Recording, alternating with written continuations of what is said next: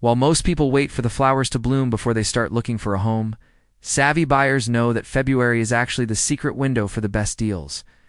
By starting your search now, you are getting ahead of the massive wave of competition that hits the Virginia market every April and May.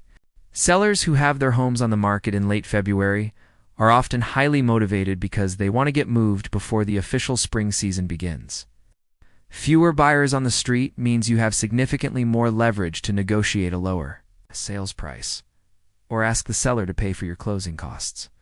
Once the spring rush hits, you will likely find yourself in multiple offer situations where you have to overpay just to get your foot in the door.